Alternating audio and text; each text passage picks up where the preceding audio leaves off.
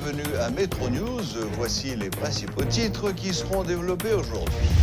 Au moins une dizaine de véhicules ont été incendiés ce vendredi par des policiers qui se réclament du groupe Fantôme 509. Groupe qui a semé la terreur dans plusieurs quartiers de la capitale. Ils opéraient, comme d'habitude, en toute quiétude.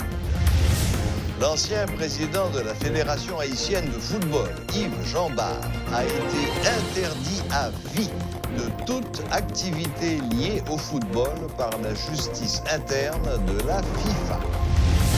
Célébration ce vendredi 30 novembre de la Journée internationale des droits de l'enfant.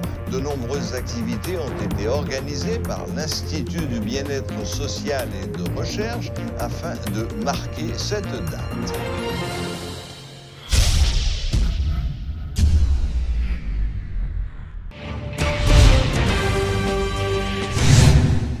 Les Fantômes 509 ont une fois de plus provoqué la panique ce vendredi par des interventions violentes dans les rues de Delma, Pétionville et Port-au-Prince.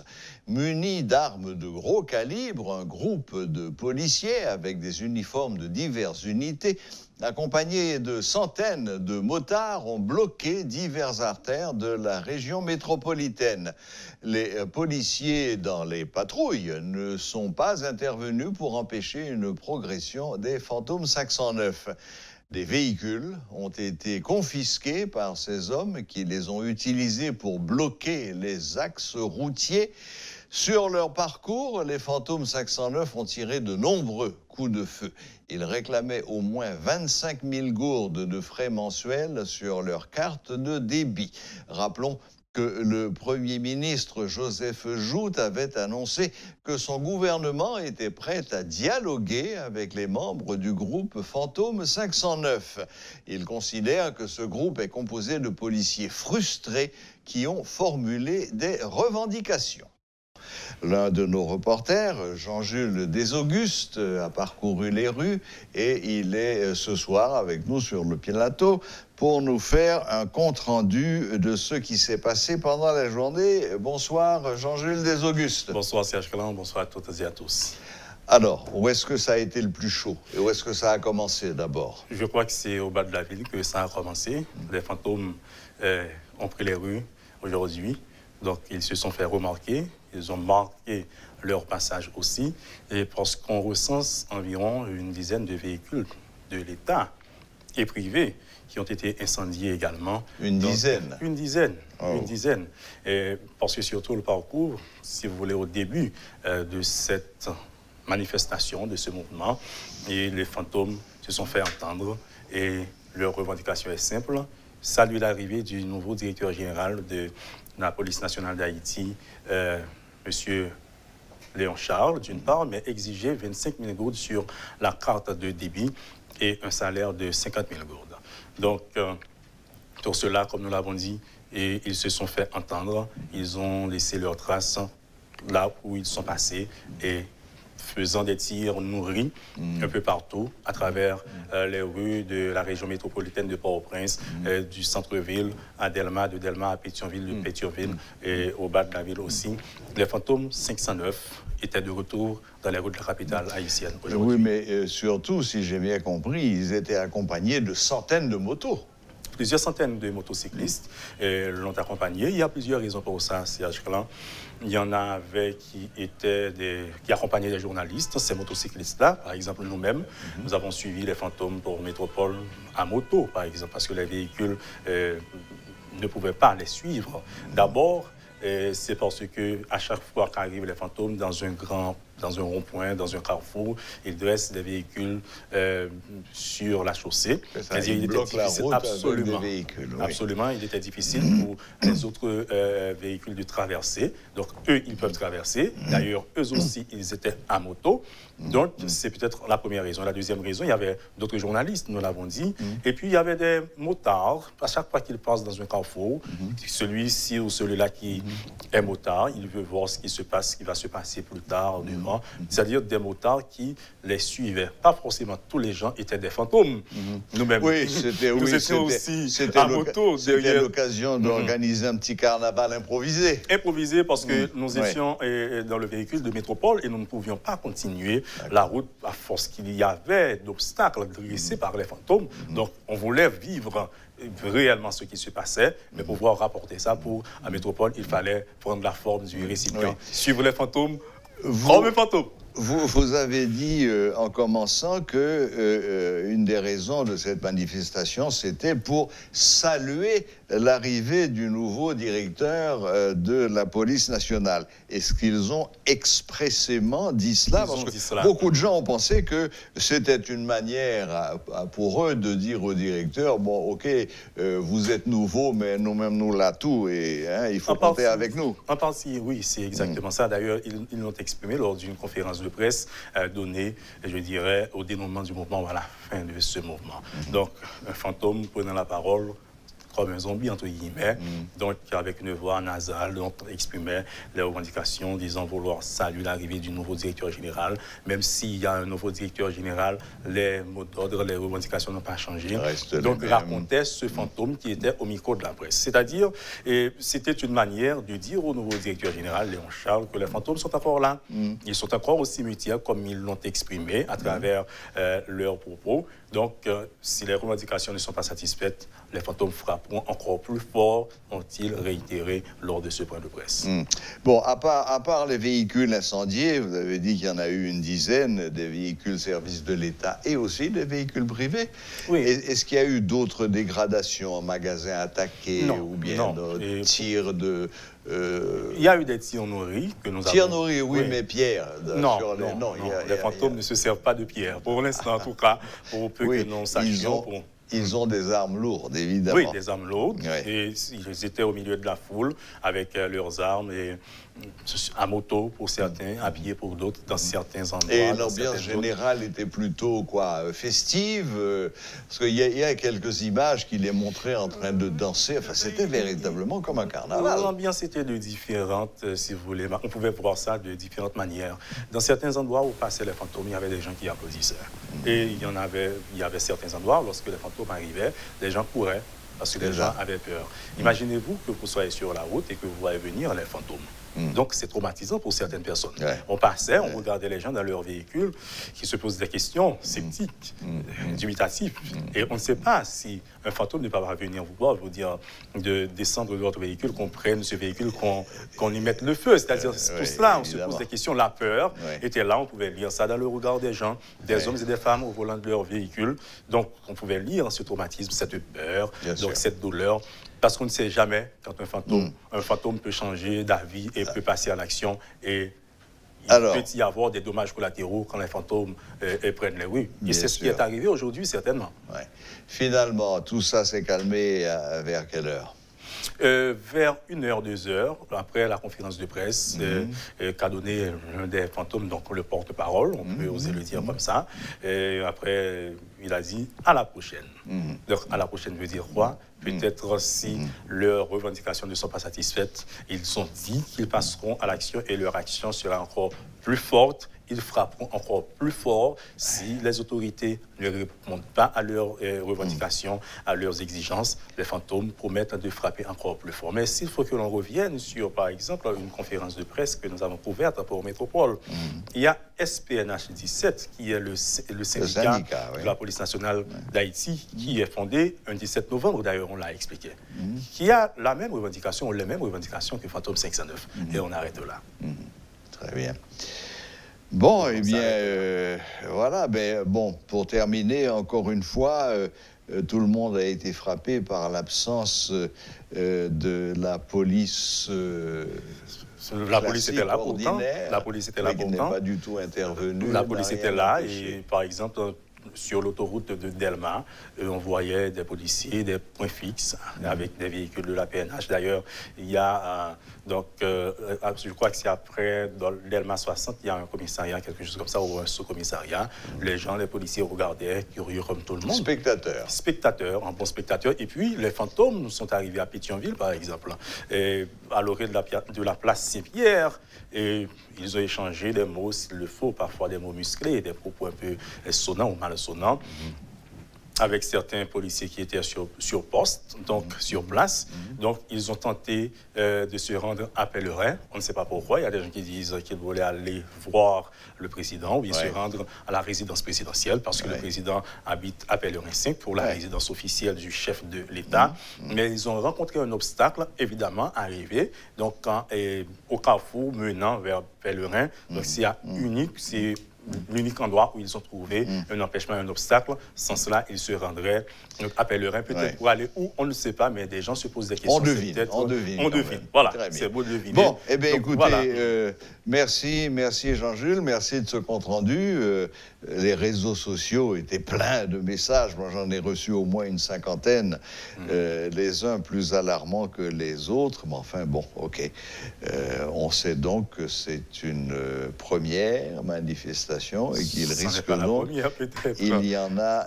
Oui, je parle du nouveau DG. La première... pour son lui baptême de feu. Et peut-être son baptême de feu, et voilà. Eh bien, merci Jean-Jules, et bonne continuation. Merci Serge Clan, merci à tous et à toutes, et à bientôt. Voilà, donc c'était notre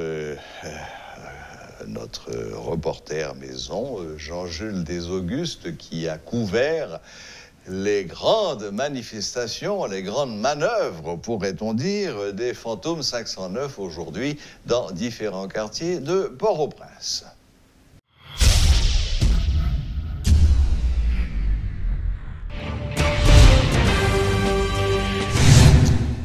La Banque de la République d'Haïti et le ministère de l'Économie et des Finances ont paraphé ce vendredi 4 protocoles d'accord.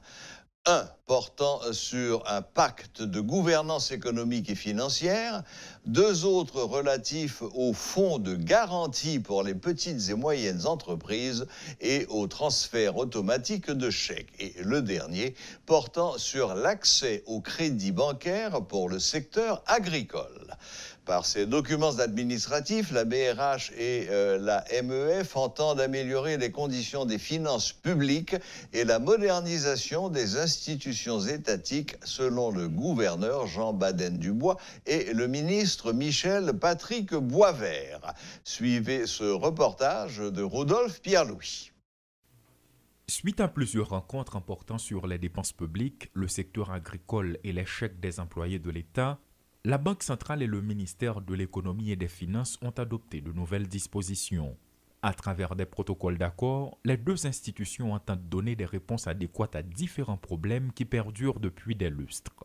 Un pacte de gouvernance économique et financière est l'objet du premier protocole signé, explique le ministre Michel Patrick Boisvert. Ce pacte consacre la volonté des autorités haïtiennes à rester cohérent avec ce qui a été inscrit dans le budget 2020-2021.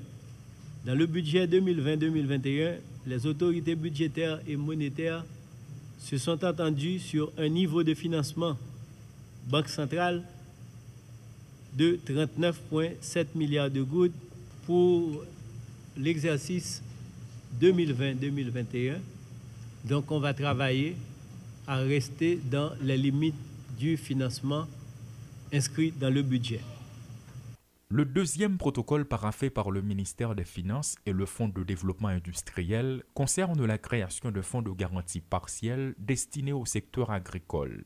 1 milliard de gourdes seront mises à la disposition des petites et moyennes entreprises ayant des projets liés à l'agriculture ou à l'exportation, indique le grand argentier de la République. Le MEF prend l'engagement de contribuer. S'est engagé à contribuer à la création et au financement de ce fonds, dont l'objectif principal est de réduire les risques de contrepartie nés des opérations de crédit octroyées au secteur agricole et aux entreprises tournées vers l'exportation. Certes, ce fonds ne va pas constituer une panacée, tant les contraintes sont diverses. Mais il aura permis aux PME de se relancer et d'assister à l'éclosion de nouvelles. Le FDI assurera la gestion du fonds de garantie partielle, explique son directeur général Édouard Clément, soulignant qu'il s'agit de l'objet du 3e protocole. Dans son intervention, il a mis l'accent sur la répartition des fonds, le mécanisme mis en place et les formalités à remplir pour en être bénéficiaire. Ce programme concerne exclusivement les nouveaux crédits à l'exportation et agricole conformément à la circulaire 113 de la BRH. Concernant les garanties individuelles, le montant maximum de garantie par emprunteur sera l'équivalent en gouttes de 550 000 $ américains, avec une couverture maximale allant de 50% à 65%. Par contre, les garanties de portefeuille seront émises en faveur d'un groupe de clients constituant une partie du portefeuille d'un intermédiaire financier agréé, bien sûr, et dans ce cas, le montant maximum de garantie par emprunteur dans ce paquet sera l'équivalent en gouttes de 50 000 $ américains, avec une couverture maximale 65%. Permettre aux employés de l'État de recevoir leur chèque à temps, c'est le but du dernier protocole ratifié qui porte sur le transfert automatique des chèques. Le MEF et la BRH s'engagent à pallier ce problème. Après de vives discussions, bientôt tous les problèmes rencontrés jusque-là ne seront plus que des souvenirs, assure le gouverneur Jean-Baden Dubois. Tout chèque ministère des Finances, que ce soit chèque qui émettent par comptable public, ils sont automatiquement transférés au niveau de la Banque centrale et à ce moment-là, il va permettre qu'on meilleur service à tous les employés du secteur public qui, parfois, on entend que nous avons touché chèque et puis nous dit que mes chèques là pour monter ce système. Le problème ça automatiquement résolu. Donc à ce moment-là, depuis le fait au niveau du ministère des Finances, les charger automatiquement sous système Banque centrale là. Donc, problème, ça va que je me poser encore. Un pacte de gouvernance économique et financière, un fonds de garantie partielle en faveur des petites et moyennes entreprises, les transferts automatiques des chèques, la gestion des fonds de garantie, 4 protocoles d'accord paraphés entre la Banque centrale et le ministère de l'économie et des finances en vue d'améliorer les conditions des finances publiques selon les responsables de ces institutions, respectivement Jean-Baden Dubois et Michel-Patrick Boisvert. Ce ne sont pas les premiers accords signés et loin d'être les derniers, reste à savoir quand et où les mises en application seront effectives. Elisitio Lassin et Rudolph Pierre-Louis pour Télémétropole. La chambre de jugement de la commission d'éthique indépendante de la FIFA a déclaré Yves Jambard, président de la Fédération haïtienne de football et ancien membre du comité permanent de la Fédération internationale de football amateur, FIFA, coupable d'avoir abusé de sa position et d'avoir harcelé et abusé sexuellement plusieurs joueuses haïtiennes, dont des mineurs, entre 2014 et 2020.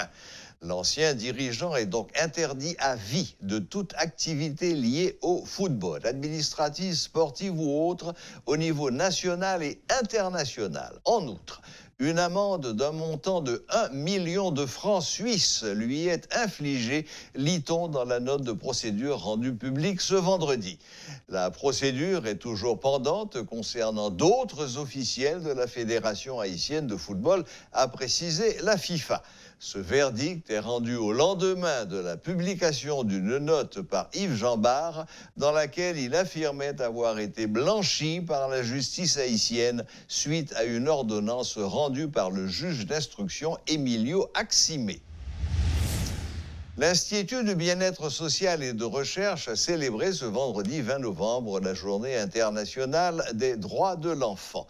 Selon Marie-Élise Brisson-Gelin, cette journée témoigne de l'engagement du gouvernement haïtien pour mieux faire connaître le texte de la Convention relative aux droits de l'enfant. C'est aussi l'occasion de valoriser les actions sociales menées par l'UNICEF sur le territoire haïtien. Depuis plusieurs années, particulièrement depuis l'année 2012, l'État haïtien se bat avec conviction et persuasion pour tenter de mettre en place et d'adopter un code de protection de l'enfant. Le chemin parcouru jusque-là est prometteur, car réussir à rassembler chacun d'entre vous, à combiner votre expertise, représente un jalon important, je dirais même un pas de géant dans le sens du renforcement du système de protection de l'enfant tant attendu. Je m'en réjouis, puisque cela va permettre enfin d'inspirer de l'espoir à nos enfants d'aujourd'hui et de demain qui attendent beaucoup, mais beaucoup de nous. Vous êtes des acteurs incontournables dans la fondation de cet édifice social que représente le Code de protection de l'enfant. Votre noble contribution, à la fois technique et financière, joue un rôle crucial dans l'action nationale pour l'émergence d'une nouvelle société haïtienne où les enfants pourront jouer pleinement leur partition comme socle solide de l'avenir du pays. Au cours de ces récentes années, des réformes significatives ont été opérées dans le secteur social, en particulier dans le domaine de la protection de l'enfant. Le ministère des Affaires sociales et du Travail, à travers l'Institut du bien-être social et de recherche, a fait d'énormes progrès.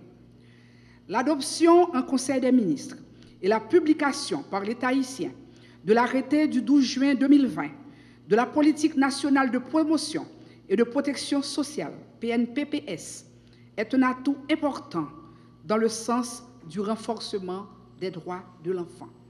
De 2012 à date, il a été constaté l'existence de nouvelles lois, de nouveaux documents de régulation, de nouveaux mécanismes de coordination, de prise en charge et d'échange. Ces progrès représentent des résultats collectifs obtenus à partir de la mise en commun d'actions, d'engagements individuels et institutionnels.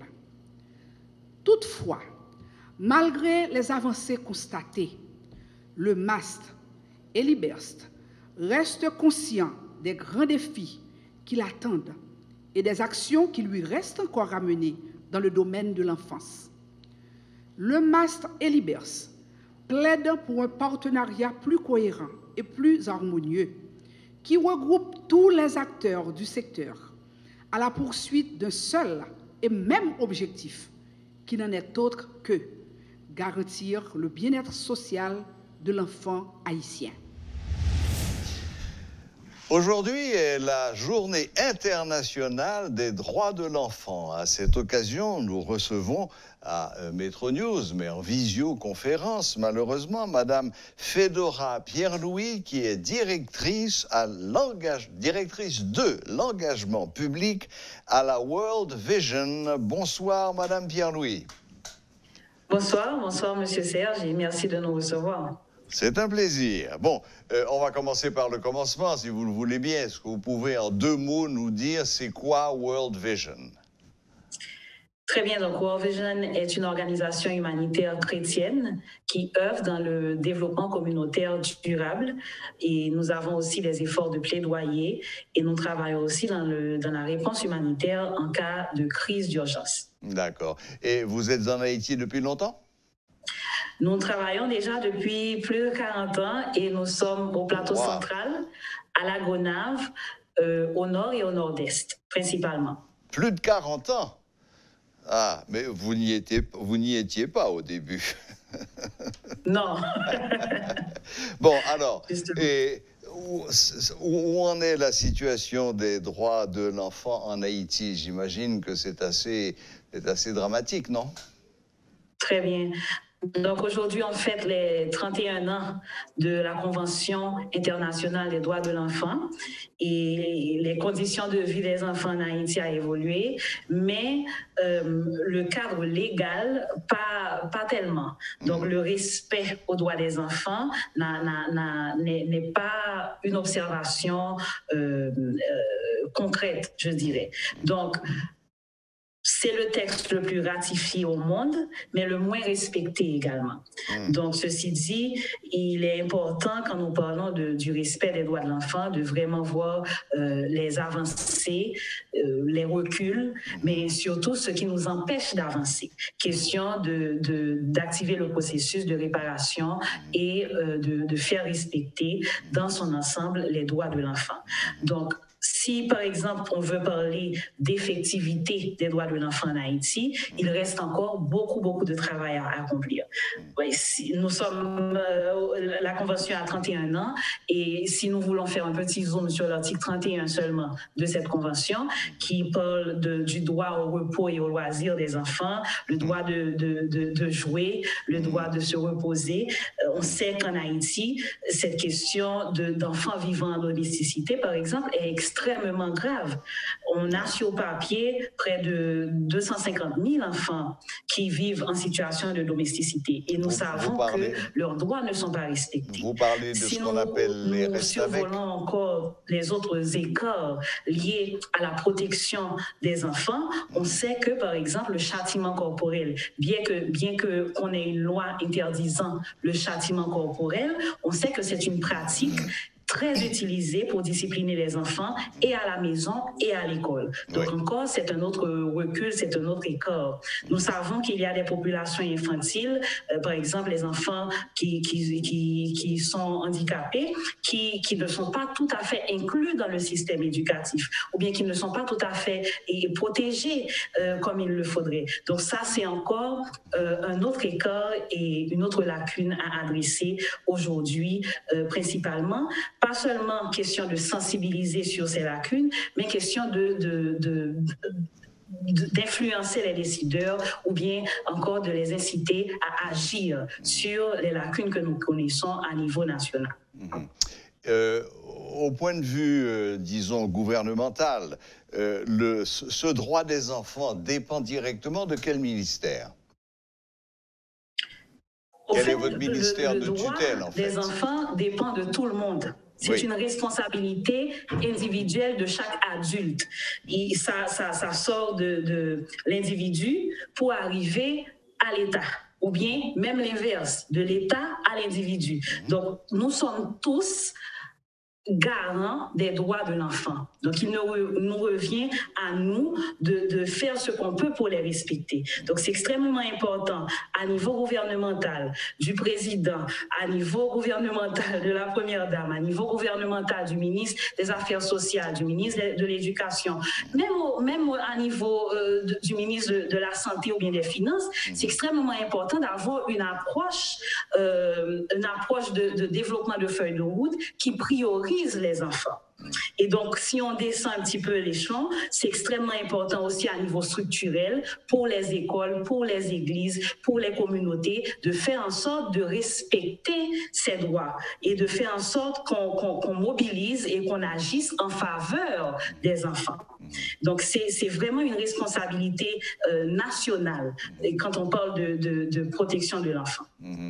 Il y a une question que j'aime toujours poser quand il s'agit de droits, quelle que soit la personne concernée. Aujourd'hui, ce sont les enfants. Mais est-ce qu'en face de ces droits des enfants, il y a aussi une liste de devoirs des enfants? Les droits et les devoirs. La balance. Oui, certainement. Donc, on ne peut pas parler de droits sans parler de devoirs. Donc, ça va de soi. Cependant, comme aujourd'hui on célèbre la Journée internationale des droits de l'enfant et comme la réalité montre qu'à ce niveau, nous avons tellement de lacunes, il est important de mettre l'emphase surtout sur les droits à respecter. Bien sûr. Vous avez tout à fait raison. Alors maintenant, Madame Pierre-Louis, si vous deviez mettre le doigt sur l'action la plus urgente aujourd'hui qu'il faudrait prendre concernant les enfants d'Haïti, et j'imagine en priorité peut-être les enfants des rues. Oui, les enfants des rues, les enfants vulnérables, les enfants vivant en précarité, les enfants qui ne sont pas protégés. D'abord, de façon théorique, dire qu'il nous faut à niveau pays une meilleure implémentation des politiques de prévention de violences et des violences de tout type faites aux enfants à l'école et au sein de leur famille. Donc avoir, comme j'ai dit tout à l'heure, une approche par droit. Donc, on va planifier une feuille de route, on va faire un plan stratégique. Il est extrêmement important de penser à comment, à niveau structurel, nous pouvons faire de notre mieux pour protéger les droits des enfants. Donc, 3 demandes, vous avez demandé une, mais 3 requêtes que nous faisons principalement qui sont extrêmement importantes, c'est surtout quand on fait le constat de la réalité de la protection des droits des enfants en Haïti. D'abord, l'accès aux services de base, l'accès aux soins de santé, l'accès à la vaccination, c'est un domaine qui mérite une amélioration importante. L'accès à l'enregistrement à la naissance, nous savons que dans certaines communautés, c'est extrêmement difficile et pour les parents de recevoir ce service. Certaines communautés très vulnérables, les représentants demandent de l'argent pour faire ce service alors que c'est un droit. Donc l'enfant sans une identité, il ne peut pas être protégé. Donc c'est encore une autre demande que nous plaçons. Et finalement, comme on a parlé tout à l'heure de l'élimination de la violence envers les enfants, c'est extrêmement important de voir de façon structurelle comment est-ce que nous pouvons changer les méthodes de discipline à la maison et à l'école et prôner ce qu'on appelle la discipline positive, l'éducation bienveillante, la parentalité positive. Parce qu'il est extrêmement important, comme j'ai dit tout à l'heure, d'avoir une approche par droit à niveau structurel. Donc c'est vraiment ce que nous plaçons comme demande urgente. Très bien. Est-ce que vous avez prévu quelque chose de spécial en cette journée internationale des droits de l'enfant ? C'est une journée qui nous donne l'occasion de sensibiliser davantage sur les droits de l'enfant, de vraiment susciter un nouvel engagement par rapport aux décideurs légaux, mais aussi aux influenceurs, aux médias, de faire en sorte aussi d'inciter les décideurs et les concernés à prendre leurs responsabilités et surtout à agir en faveur des enfants. Donc nous avons tenu tout au long de cette journée des activités comme des causeries, des moments de réflexion, des discussions, des prises de position, des échanges avec nos partenaires religieux et nos partenaires non religieux à niveau communautaire, à niveau national, question de mettre en valeur et de prioriser les actions liées à la Convention des droits des enfants. Mais tout ça me paraît très intéressant, Madame Pierre-Louis. Bon, écoutez, est-ce que vous avez, il y a un dernier mot que vous souhaiteriez annoncer, profiter de l'antenne de Métro News. Il y a beaucoup de gens qui vous écoutent. Merci. Non, comme j'ai dit tout à l'heure, c'est vraiment réitérer le message que j'ai lancé tout à l'heure. Il nous faut une meilleure implémentation des politiques de prévention de violences de tout type faites aux enfants à l'école et à la maison. Donc, ce que ça veut dire, c'est que de façon pratique, par exemple, comment est-ce que nous pouvons alors, le ministère, les décideurs légaux, le ministère de l'Éducation, les directeurs d'école peuvent nous aider à implémenter la loi qui existe déjà contre le châtiment corporel, la loi qui empêche les professeurs de battre les enfants dans un espace scolaire. Donc, comment est-ce que nous pouvons renforcer cette loi? Comment est-ce que nous pouvons améliorer l'accès aux services de base à niveau communautaire, à niveau rural? Question de permettre à plus d'enfants d'avoir accès aux soins de santé, de permettre aussi à plus d'enfants d'être enregistrés à la naissance.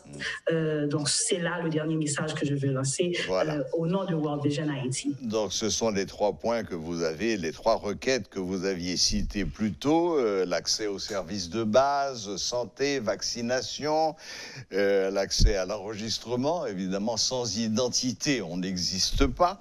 Et enfin, changer les méthodes disciplinaires. Eh bien, Madame Fedora Pierre-Louis, merci beaucoup. Merci de nous avoir accordé un peu de votre temps et de nous avoir éclairé sur ce que fait World Vision en Haïti et surtout d'avoir attiré notre attention sur l'immensité de la tâche qu'il reste à accomplir. Merci à vous, merci. Merci, bonne fin de journée. À vous également et prudence. Oui. Merci, c'était donc Madame Fedora Pierre-Louis, directrice de l'engagement public à la World Vision, qui nous adressait quelques mots à l'occasion de la Journée internationale des droits de l'enfant. Voilà. La boucle est bouclée. Merci de nous rester fidèles. J'espère que rien ne viendra gâcher votre week-end, ni des tempêtes dans le ciel, ni de la violence dans les rues. Voilà. À la prochaine. Même heure, même chaîne.